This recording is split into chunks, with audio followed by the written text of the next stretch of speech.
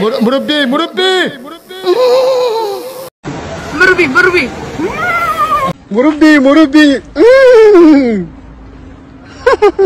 সাম্প্রতিক সোশ্যাল মিডিয়ায় মাওলানা মোস্তাক ফয়েজীর বক্তব্যের একটি অংশ মুরব্বি মুরব্বি কথাটি তুমুলভাবে ভাইরাল হয়ে যায়। তবে ছাত্র আন্দোলনের গণ অভ্যুত্থানের সময় তা আরও বেশি জনপ্রিয় হয়ে যায়। এই মুরব্বি মুরব্বি বলার পেছনের গল্প জানিয়েছেন মাওলানা মোস্তাক।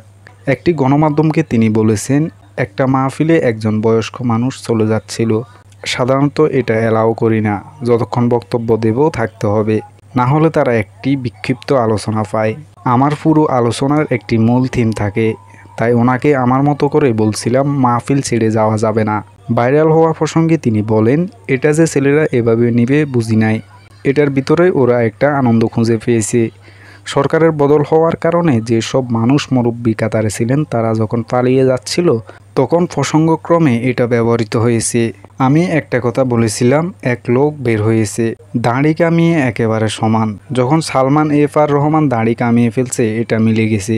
আমি তো ওয়াজে এটা তাকে নিয়ে বলিনি, এটা মিলে গেছে।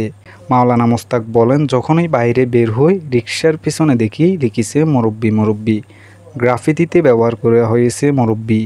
এমনকি বিদেশের লোকদের মুখে মুখে বিভিন্ন ভাষায় জনপ্রিয় মুরব্বি মুরব্বি উহুহু। আপনি কি হাতিয়া নিউজ চ্যানেলে নিউজ পাঠাতে চান? তাহলে এক্ষুনি আমাদের হোয়াটসঅ্যাপ নাম্বারে মেসেজ করুন 01830996504। হাতিয়া নিউ, সারা দেশের কথা সব সময়।